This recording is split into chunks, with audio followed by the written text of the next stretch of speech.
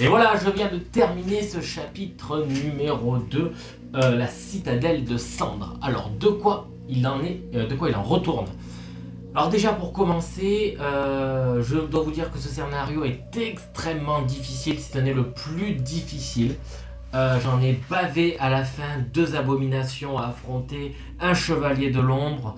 Autant vous dire que ça fait 3-6, ça fait 90 points de vie à eux seuls à éliminer. Et ils font des attaques de zone.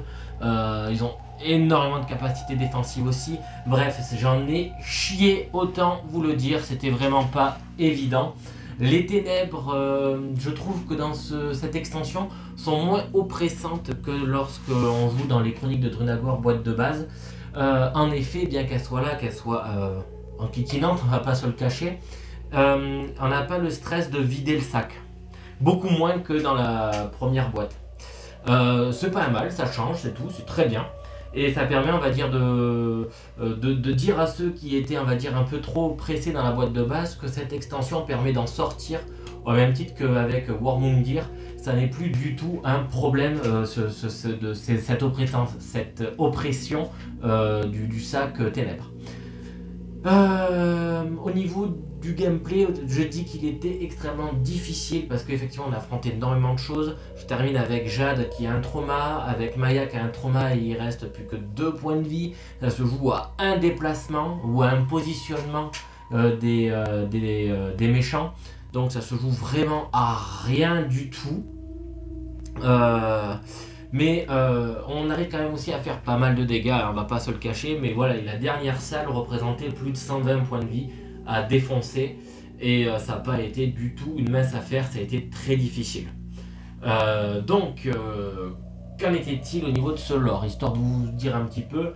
Donc, à la sortie de cette ferme, on s'est retrouvé dans une petite auberge orque, où on s'est repu, etc. et tout. Donc effectivement, il y a bien une phase de campement à ce moment-là, vu que sinon on n'aurait jamais pu faire ça. Et on part en direction de la citadelle de cendres, ou de braise, on ne sait pas encore exactement la traduction. On est aidé par un orc qui est l'aubergiste, qui nous dit, bon ben voilà, je te conseille d'aller là, grosso modo. Et au final, on rencontre un autre orc sur la route, qui va nous dire, ben voilà, voilà, je suis telle personne, je peux faire telle chose, et en fonction des choix que vous allez faire, vous allez avoir une situation qui va être différente lorsque vous allez traverser ce donjon. Donc déjà, rejouabilité, j'en parle, ça y est, là c'est super top, c'est énorme. Ensuite, au niveau de la narration, donc on te dit, ben voilà, à travers cette dernière citadelle de Braise, tu vas pouvoir arriver à la fin au temple d'Al-Az machin, donc le dragon, le dragon qu'on doit aller chercher, vérifier s'il est vivant, corrompu ou s'il a rien du tout. À vrai dire, avec la quantité de choses ténébreuses que l'on a rencontrées au cours de notre aventure, on se doute fortement qu'il est corrompu et qu'on va devoir l'affronter à un moment ou à un autre. Le gameplay est topissime. Là, à 3, c'est vraiment dur, je préfère vraiment le dire, j'insiste sur la difficulté du niveau. Les dés peuvent effectivement pas aider à faciliter les choses, mais parfois vraiment à les aider aussi. Et là, pour le coup, j'ai eu les deux, comme quoi ça se balance assez bien aléatoire, c'est sympa. Et j'ai passé donc effectivement un agréable moment. Je regrette encore cette histoire de disposition du donjon qui n'est pas expliqué au début de chaque chapitre, où on te dit, ben voilà, commence à mettre ton plateau là, tu vas voir, ça va bien fonctionner. Non, j'ai encore dû le déplacer, ça m'ennuie. On s'habitue vite aux bonnes choses, hein, aux bonnes choses que proposait Drunagor. Et ben la boîte de base c'était bien foutu, les extensions beaucoup moins. Beaucoup moins au niveau de l'explication, de la présentation, etc. du gameplay, et alors, du gameplay pas forcément, mais de l'installation du terrain de jeu, quoi. Voilà. Bon, on va faire ce chapitre ultime, ce chapitre donc face au dernier dragon. Et il me termine. Ah oui, je voulais dire un truc, c'est ça, c'est que par rapport à Warmundir, où on n'avait pas trop une impression d'avancer dans des donjons et de faire du vrai dungeon crawler. On était vraiment orienté sur un tactical plus dans cette extension là. Là sur celle-là on est vraiment dans un dungeon crawler, on avance petit à petit, monstre porte trésor, monde poste trésor. Bon là autant vous dire que les parties trésor il n'y en a vraiment pas beaucoup. Mais putain qu'est-ce qu'on s'éclate à défoncer toutes ces bestioles et à faire marcher nos héros. Encore une fois, à 3, la nécessité de faire quelque chose qui soit avec de la synergie est vraiment important. Je trouve que le niveau à 3 joueurs est plus relevé avec du recul qu'à 2. Par contre, il faut arriver à bien les imbriquer les uns dans les autres. Là, on voit vraiment que Jade, ma guerrière, elle est vraiment en dehors des deux autres. Et c'est relativement inconfortable suivant les situations. Voilà, écoutez, on passe au chapitre 3, le chapitre ultime. Et ben voilà, on y est, c'est la fin de cette aventure de Chronique de Drunagor. Je viens d'affronter donc le dernier dragon, le dragon Aral Ezek, je suis désolé, j'ai une impossibilité totale à retenir son nom. Alors, que dire de ce chapitre 3 3.1. Alors, déjà pour commencer, le chapitre 3 est vraiment, lui aussi, très difficile. Ce chapitre 3 est un prologue à l'affrontement du dragon. En effet, vous allez donc, comme sur les boss précédents, constituer une piste d'initiative avec des runes. Ces runes, vous ne les remettez pas dans le sac après la partie, je vous en supplie, sinon vous allez vous en mordre les doigts. Ça n'est pas précisé, mais il faut les laisser telles qu'elles sont. Voilà. Sinon, vous verrez que le dragon, quand vous allez l'affronter, n'aura aucun intérêt, aucun sens. Ensuite, bon, effectivement, il est très difficile à passer ce scénario. Et ce scénario, qu'en est-il? En fait, on est sur les hautes terres donc, de l'œil d'Isha, hein, c'est donc la partie a priori territoriale où le temple de ce fameux dragon se situe. Et on va dans sa direction pour l'affronter.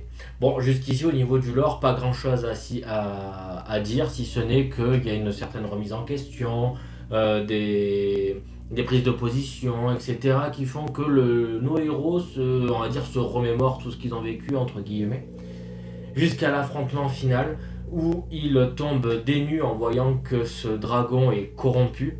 Mais on s'en doutait depuis un long moment que ce dragon était corrompu. Il n'y a aucun moyen de le sauver en dehors de l'affronter et de le vaincre, quel que soit le moyen. Il faut le tuer, le détruire. Et là, le combat est extrêmement difficile, il est épique, il fait très mal, tout en étant très court. En gros, entre guillemets, c'est extrêmement équilibré. Vous allez lui mettre des patates, mais lui, il va vous envoyer des shoots dans la tronche extrêmement forts. C'est pour ça que si vous avez enlevé les runes, vous allez avoir l'impression qu'il ne fait pas de dégâts alors qu'il en fait énormément. Faites attention à ces ailes qui ont la capacité de pousser. Faut rester bien en dehors, quitte à rester de face et à affronter vraiment le souffle du dragon et à encaisser. Mais non, franchement, un combat épique, très intéressant. Je dirais qu'il renouvelle encore une fois le gameplay au niveau de l'affrontement des boss, quelque chose d'un petit peu différent et je trouve plus intéressant que ce qui était proposé par rapport à l'affrontement du roi mort-vivant qui, on va dire, pour moi est une sorte d'introduction au mode affrontement des boss. Voilà. Ceci dit, ouais, il est extrêmement fort. Pour tout vous dire, j'ai Jade, elle s'en est pris plein la tronche parce que c'est le héros qui avait le plus de points de vie. Donc elle s'est fait bastonner. Elle a un trauma et là il lui reste 2 points de vie à la fin de cette partie là. On a Maya qui a été one shot en fait, elle a pris un coup qui fait qu'elle a eu un trauma d'entrée de jeu. Elle a pu attaquer, elle a pu faire que 2 rotations d'attaque, c'est pas énorme. La capacité du leader est très intéressante sur un héros qui peut apporter du soutien et du support. Je trouve que ça va pas du tout à Jade, qu'importe, c'est pas grave. Mais en tout cas, ça a permis à Maya d'attaquer plusieurs fois. Comme elle était à distance, c'était bien, vu que c'est un dragon qui est extrêmement mobile sur la map, là ça match plutôt bien. Et de pouvoir aller en fait permettre à Lord W d'attaquer lui aussi sans avoir à dépenser de cube action. Ça c'est très intéressant. Bon, au final, c'était un affrontement qui est épique, très, on va dire, punchy, comme qui dirait. On s'en met plein la tronche. Et j'ai trouvé ça vraiment rafraîchissant, très intéressant. Et puis, franchement, ça a de la gueule sur la table et tout. Donc, c'était vraiment... Ouais, on a envie de jouer, on a envie d'y aller et tout, alors qu'on passe des heures et des heures et des heures à jouer dessus. Moi, ça fait un bon moment que je suis sur les chroniques de Drunagor. Ça va être ma dernière partie avant un bon moment, je pense, pour la simple et bonne raison que là, j'ai beaucoup joué, j'ai essayé beaucoup de modes de jeu. Je trouve un avis qui va être très constructif et qui est très objectif aussi sur ce que j'ai vécu à travers toutes ces sessions de jeu. À savoir que vous avez... en gros, hein, ce que j'ai compris et ce que j'ai ressenti, grosso modo, 8 heures dans l'extension de Warmundir à jouer. Vous avez 6 heures dans l'extension du dragon, 6-8 heures dans l'extension du dragon, grosso modo. Je compte bien évidemment les temps de rangement, les temps de mise en place, d'accord? Parce que mine de rien, ça fait partie du temps où vous allez être installé à votre table. J'ai pas dit pour jouer, j'ai dit installé à votre table. Et autant en être conscient de ça, parce qu'il y a quand même beaucoup de manipulation de matériel. Ne l'oublions pas, ça reste un dungeon crawler, il y a beaucoup de choses à manipuler. Je trouve que le gameplay de ce dragon est... Ils ont fait ce qu'ils ont pu pour essayer de l'expliquer. Je pense qu'il faut... moi je l'ai fait 2 fois pour être sûr que ça matche bien et ce que j'ai compris. Parce qu'au début j'avais pas très bien compris.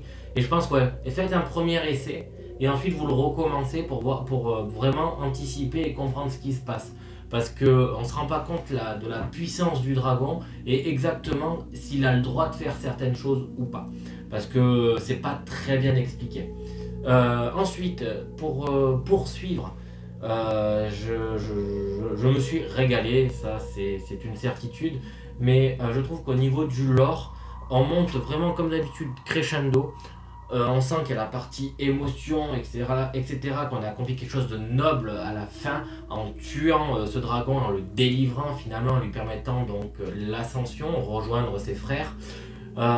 Et donc, grâce à cette destruction du dragon, en même temps sauver le peuple de Darren et éventuellement le monde de Drunagor. Le mot de la fin de cette extension est très parlante. Ils disent bien à la fin, et c'est notre héros même qui le dit, ce vieil orc qui est dans l'auberge, qui on va dire était relativement négatif, lui parlait pas beaucoup, bref, lui disait qu'on était un vieux malade, un vieux fou de faire ça. Il nous interpelle à la fin, il dit alors est-ce que ton aventure a porté tes fruits? Et la réponse de notre héros est très intéressante.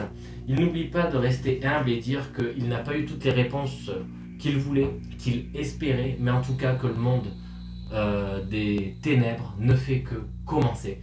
Et je pense que si c'est le cas, on va avoir plusieurs actes dans les chroniques de Drunagor, et que si c'est toujours aussi punchy et intéressant que ce qui est proposé là aujourd'hui dans ces boîtes, franchement, il n'y a que du positif à faire. On sait déjà que la vague 2, mais l'acte 2 des chroniques de Drunagor est déjà livré en anglais. La version française, on n'attend qu'une seule chose, c'est qu'elle arrive pour pouvoir suivre cette aventure.